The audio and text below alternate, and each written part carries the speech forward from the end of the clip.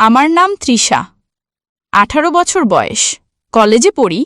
কিন্তু আমার আসল গল্পটা শুরু হয় আমাদের ছোট্ট বাসার ভেতর থেকে, যেখানে সব কিছুর কেন্দ্র আমার বাবা। ছোটবেলায় বাবাকে নায়ক মনে করতাম। তিনি আমাকে কোলে নিয়ে ঘুম পাড়াতেন, মাথায় হাত রেখে গল্প শুনিয়ে দিতেন।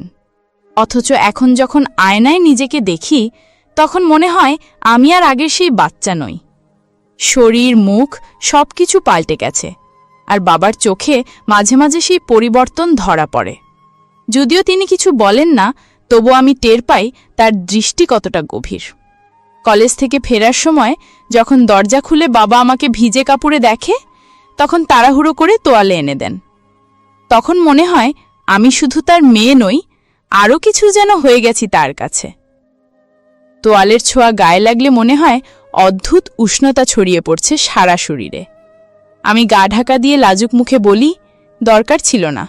কিন্তু বাবার চোখের কোণে যে মমতা আর অন্যরকম ঝিলিক দেখি, তা আমার বুকের ভেতর অচেনা কাঁপন জাগায়। রাতে পড়তে বসলে বাবা পাশে এসে চুপচাপ দাঁড়িয়ে থাকেন, বলেন আলোটা ঠিকমতো আছে কিনা। আমি জানি শুধু আলো নয়, তিনি আসলে আমার পাশে থাকতে চান।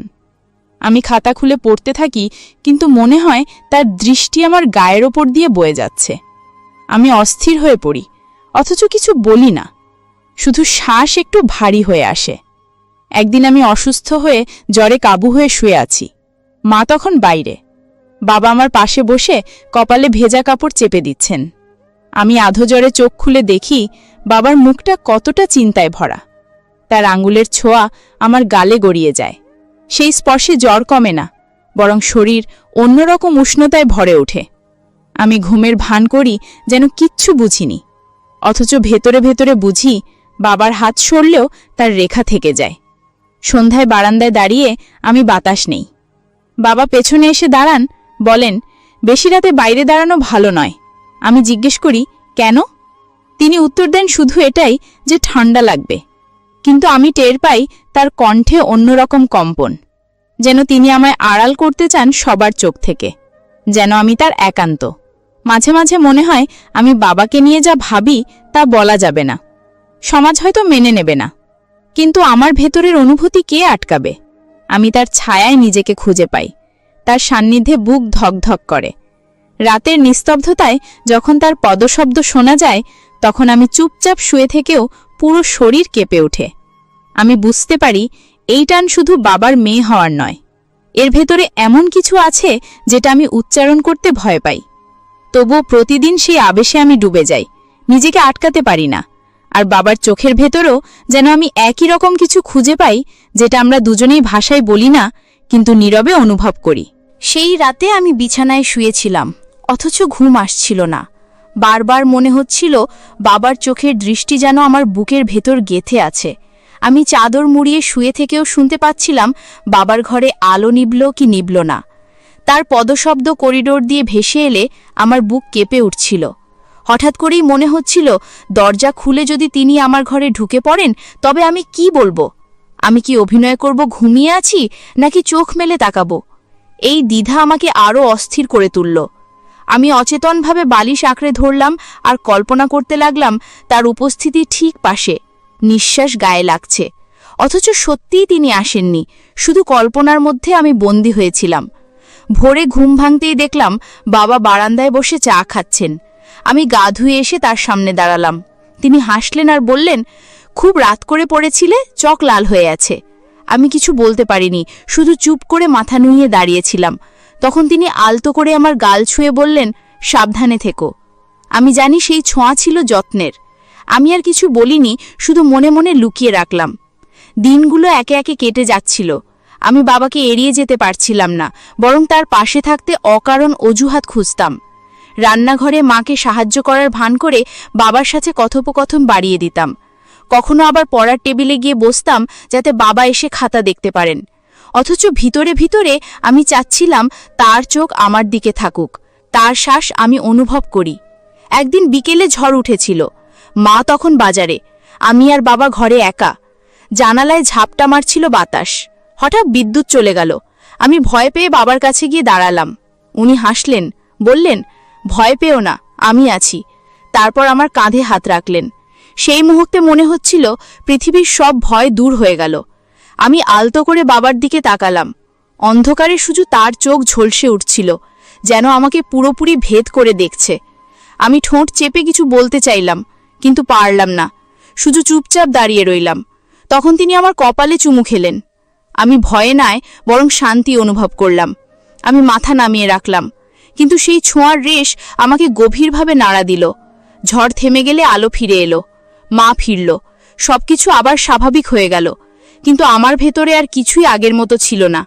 আমি যেন নতুন এক উপলব্ধির দিকে পা বাড়িয়ে ফেলেছি, যেখানে আমি আর বাবা দুজনেই কিছু না বলে সবকিছু বুঝে নিচ্ছি।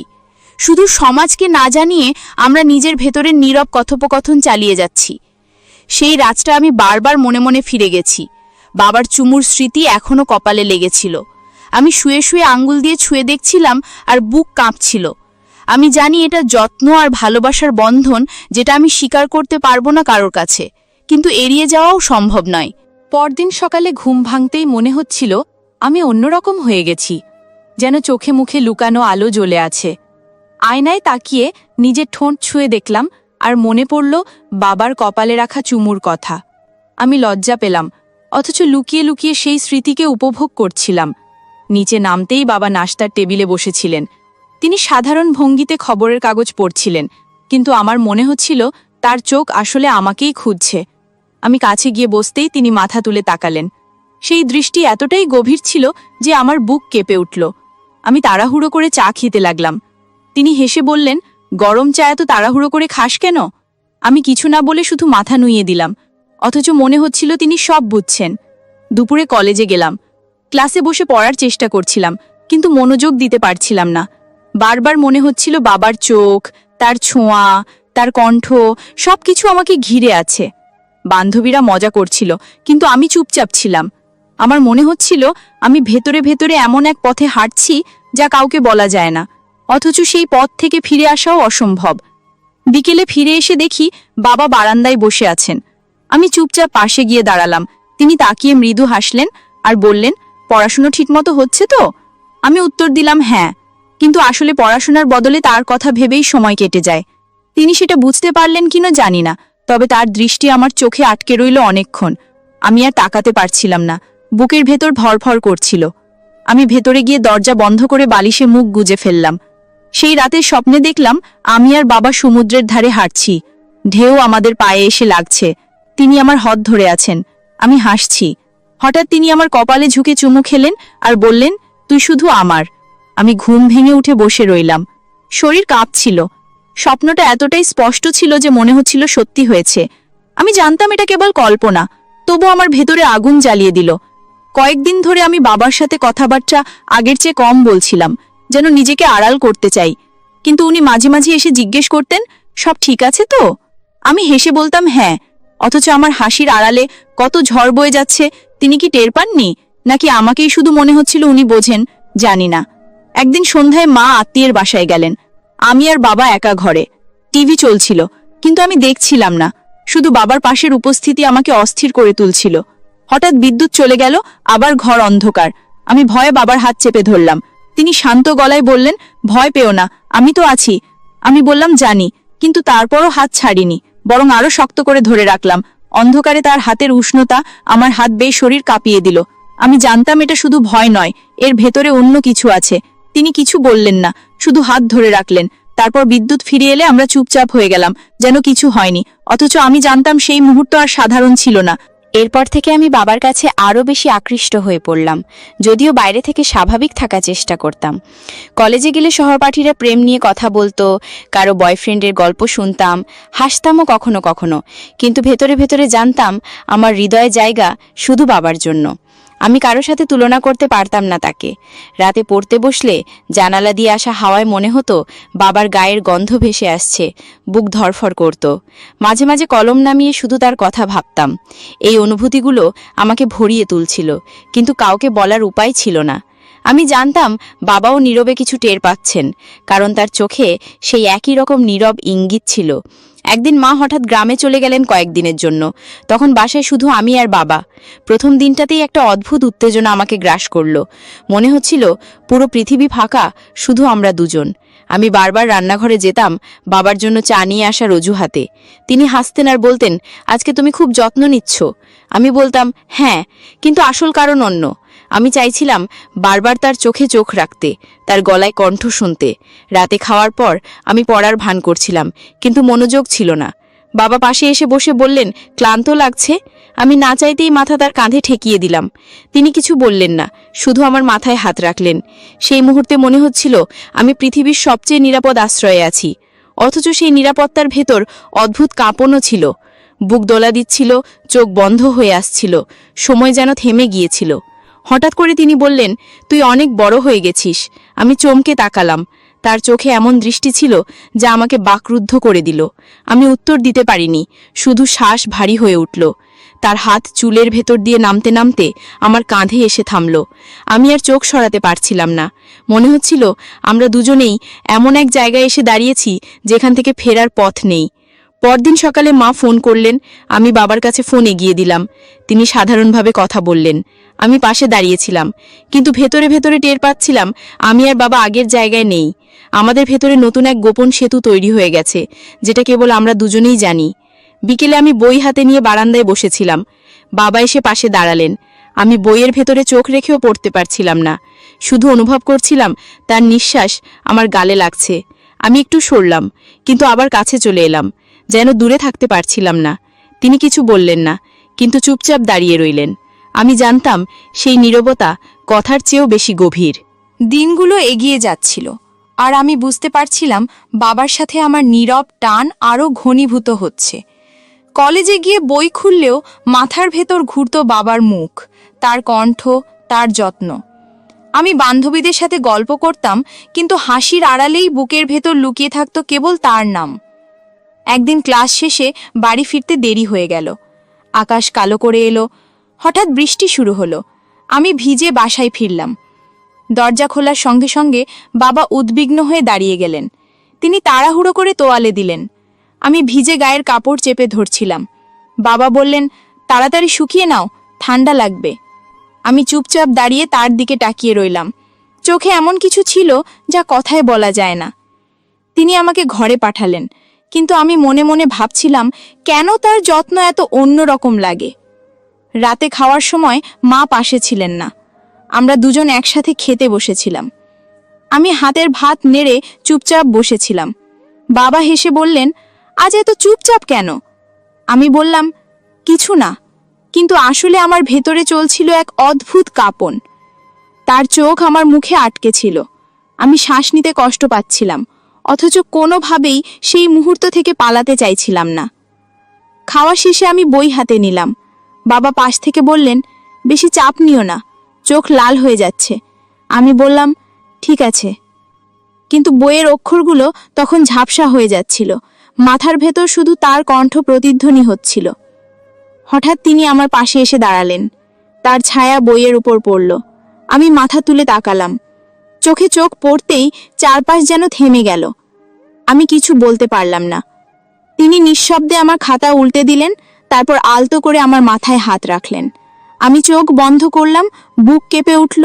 মনে হচ্ছিল সেই স্পর্শ আমাকে ভেতর থেকে ভরে তুলছে। পরদিন সকালে আমি ইচ্ছে করে রান্নাঘরে বাবার জন্য চা বানাতে গেলাম। কাপ হাতে নিয়ে তার কাছে গেলাম। তিনি হাসলেন আর বললেন, আজকে তো খুব যত্ন নিচ্ছ। আমি ঠোঁট কামড়ে হাসলাম, কিন্তু আসল কথা বলতে পারিনি, যে আমি শুধু তার কাছেই থাকতে চাই, অন্য কারো কাছে নয়। শুধু তার চোখে ডুবে থাকতে চাই, তার ছায়ায় লুকিয়ে থাকতে চাই।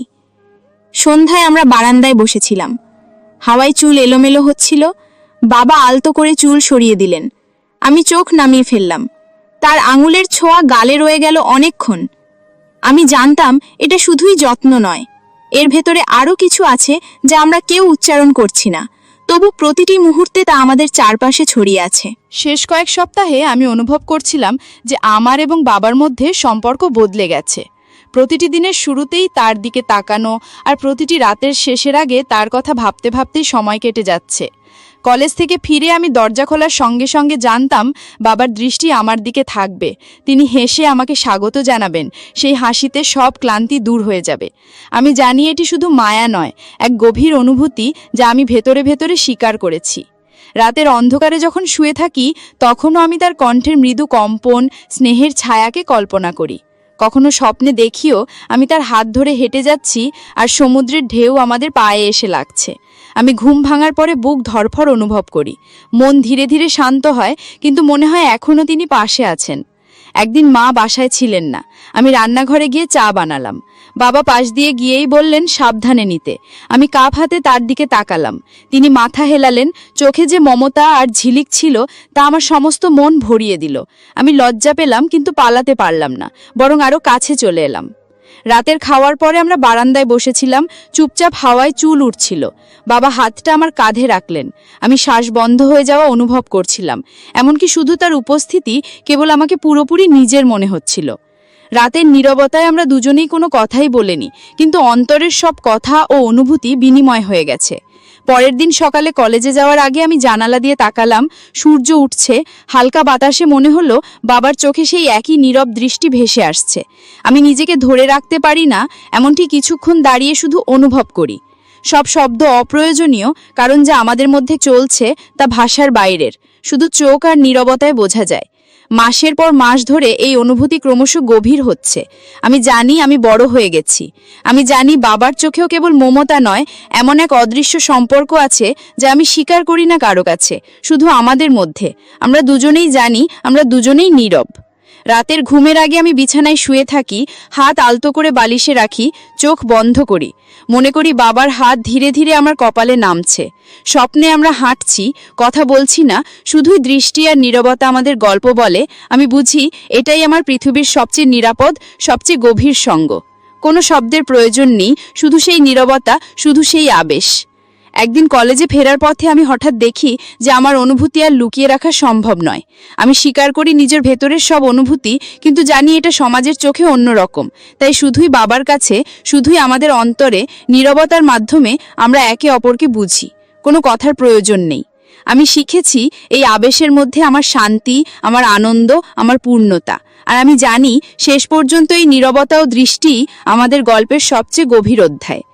রাতের নিস্তব্ধতায় আমি শুয়ে থাকি, জানালা দিয়ে হালকা বাতাস ঢুকছে, বুক কেঁপে যাচ্ছে। ভেতরে ভেতরে হাসি, চোখ বন্ধ করে শ্বাস নিয়েছি। বুঝেছি যে আমার এবং বাবার সম্পর্ক কেবল মমতা নয়, এটি এমন এক নীরব আবেশ যা চিরকাল আমাদের অন্তরে লুকিয়ে থাকবে। এবং আমি শান্তি অনুভব করি, কারণ আমি জানি এই আবেশই আমার সবচেয়ে প্রিয় গল্প, আমার নিজের গল্প, যা শুধুই আমার, শুধুই বাবার, আমাদের নীরব গল্প। আমাদের সমাজে এই ধরনের ঘটনা অনেক ঘটে। তাই সবশেষে বলবো, আপনারা সবাই সচেতন থাকুন। এমন যদি সমস্যা হয় তাহলে ব্যবস্থা নিন। আজকের গল্প থেকে আমরা অনেক কিছু শিখতে পারলাম। এই ভিডিওটি সচেতনতার জন্য। আপনারা সবাই সচেতন থাকুন, সুস্থ থাকুন।